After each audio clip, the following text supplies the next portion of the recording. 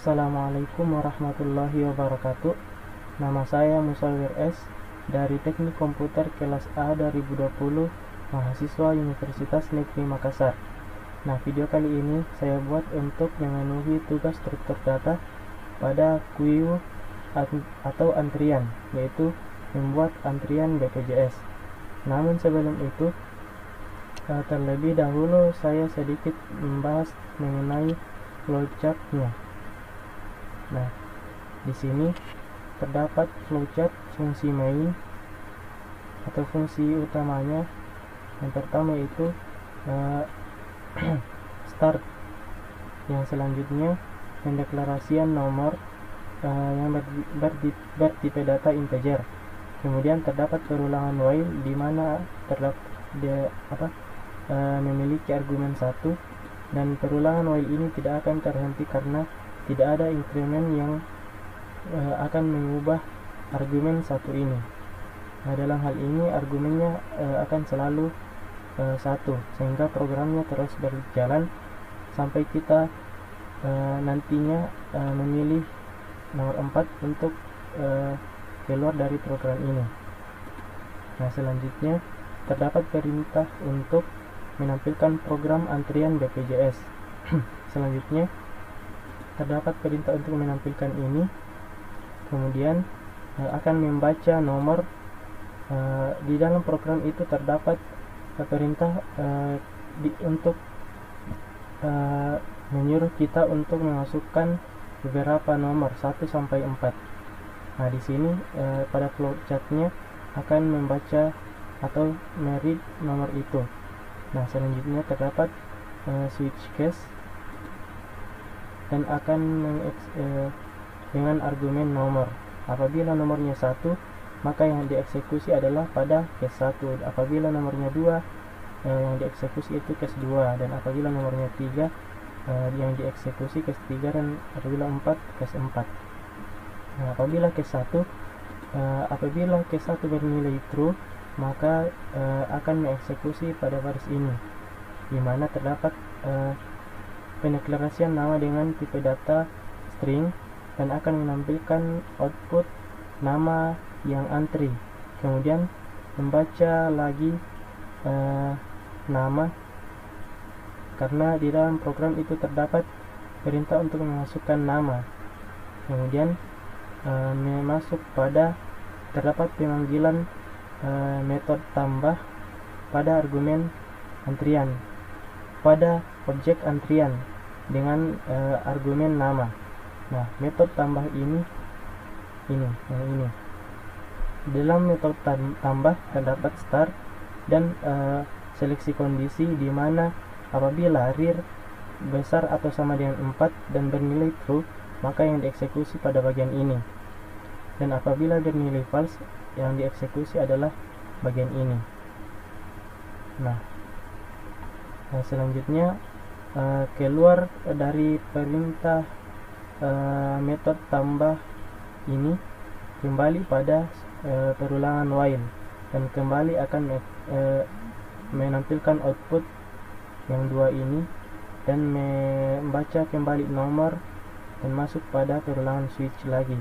Nah, apabila kita memasukkan nomor 2, yang dieksekusi itu adalah case 2, dan apabila bernilai true, maka akan pemanggilan metode panggil pada objek antrian. Metode panggilnya yaitu yang ini. Nah, apabila front sama dengan rear, itu bernilai true. Apabila false, maka akan menampilkan output ini, dan kembali keluar menuju pada perulangan while lagi, dan lagi-lagi menampilkan output ini, membaca nomor dan kita memasukkan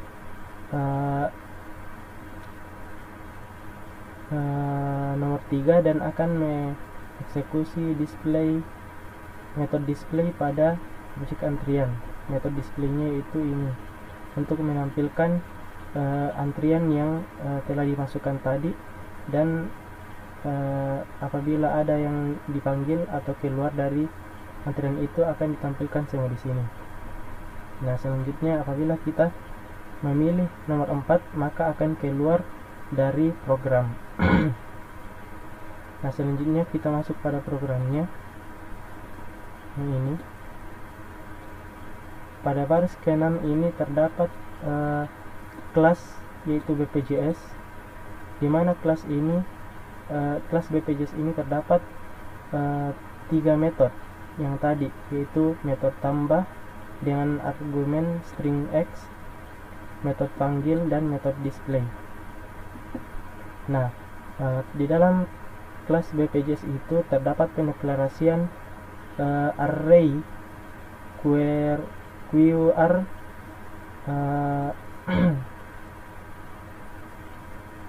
dengan jumlah elemen maksimal, itu maksimal ini 1000, maksimal nomor antrian yang bertipe data string. Nah, pada baris ke-8 terdapat pendeklarasian rear dan front yang sama-sama bertipe data integer. Selanjutnya pada baris ke-11 ini terdapat penginisialisasi rear dengan nilainya yaitu -1 dan front juga nilainya -1. Pada baris ke-16 terdapat metode tambah yang bertipe data void dan argumennya yaitu string X. Nah, terdapat seleksi kondisi if apabila rear itu besar atau sama dengan 4, maka akan mengeksekusi baris ke-18 dan 19 dan akan menampilkan antrian penuh atau overflow.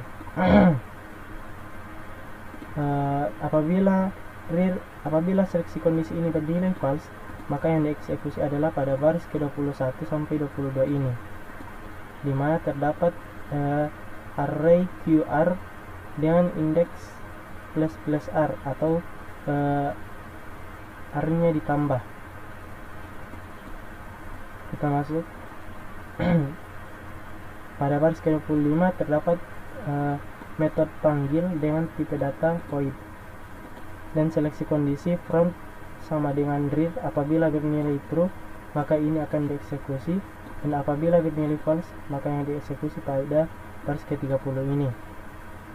Kemudian metode display yang bertipe data void juga terdapat seleksi kondisi rear sama dengan front.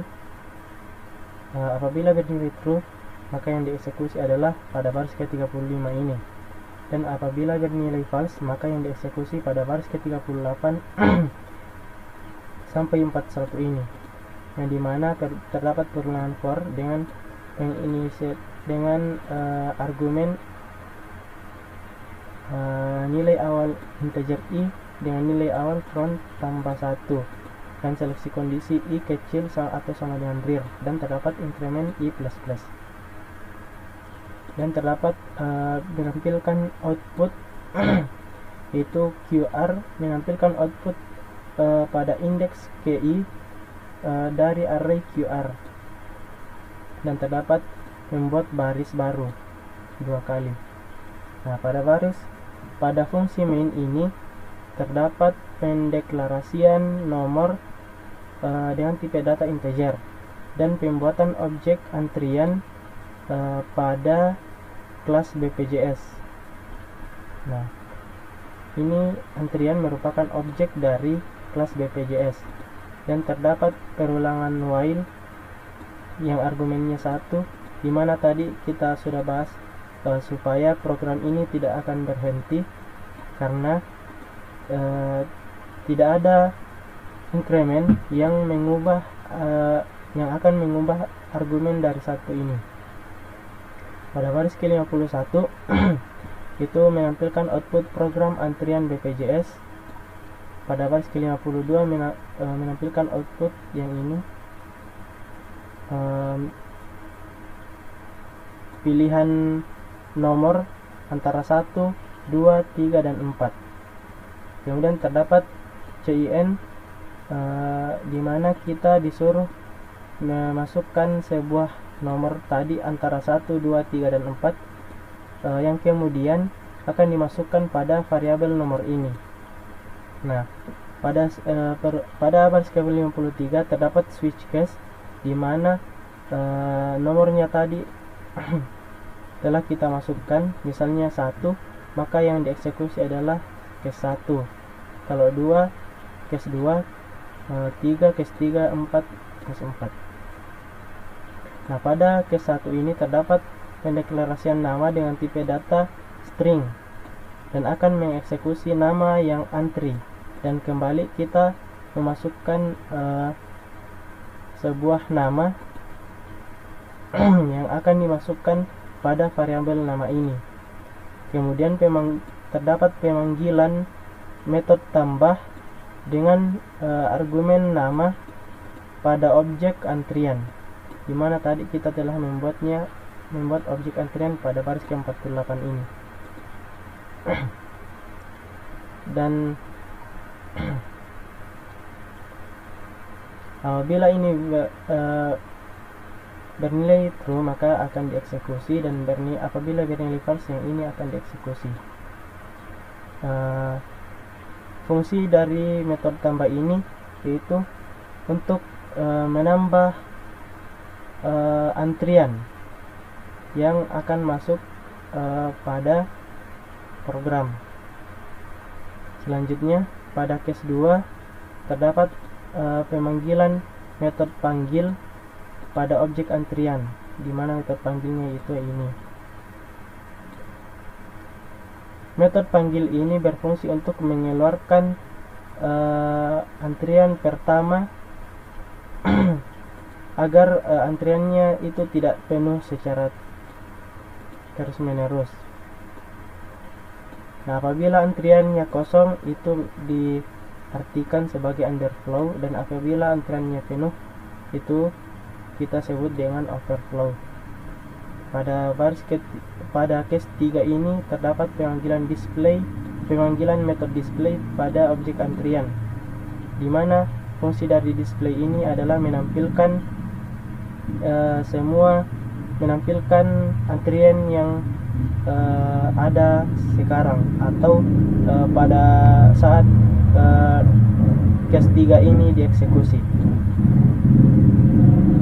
Nah, pada case 4 itu di mana pada setiap case itu terdapat perintah break. Perintah break ini fungsinya untuk memerintah program untuk keluar dari perulangan switch case ini. Dan pada case 4 itu terdapat perintah exit, di mana akan keluar dari program ini secara terus menerus, di mana fungsi dari exit ini itu adalah keluar dari program pada baris ke-49 sampai 68, karena tidak ada yang dapat menghentikan perulangan while ini, karena tidak terdapat increment yang dapat mengubah nilai dari satu ini. Jadi fungsi dari exit itu untuk keluar dari program perulangan while. Nah, sekarang kita coba untuk menjalankan program ini. Kita run.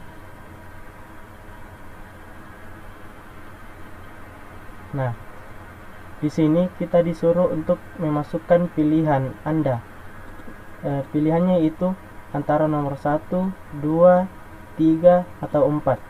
Nah, misalnya kita di sini memasukkan nomor 1. Nah, di sini terdapat lagi nama yang antri, di mana perintah ini kita dapati dari baris ke-56, dan kita disuruh untuk memasukkan sebuah nama yang akan dimasukkan pada variabel nama ini nantinya.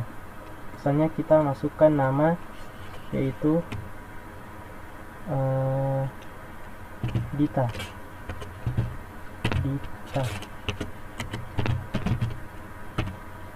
Nah, kemudian ini merupakan pemanggilan metode tambah pada objek antrian. Metode tambah. Nah, di sini sehingga kita yang dieksekusi itu adalah pada baris ke-21. Nah, dita dimasukkan dalam antrian.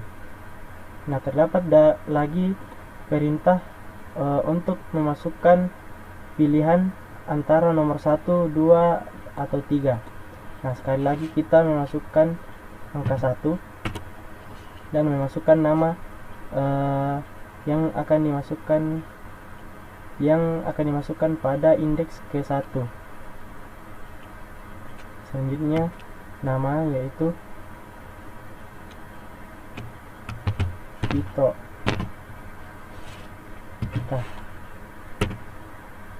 Nah, pita ini dimasukkan dalam antrian dan pita ini berada pada indeks ke-1 karena yang indeks ke-0 itu adalah dita.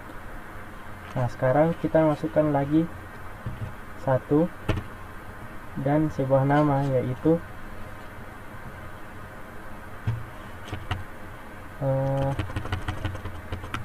Ardi.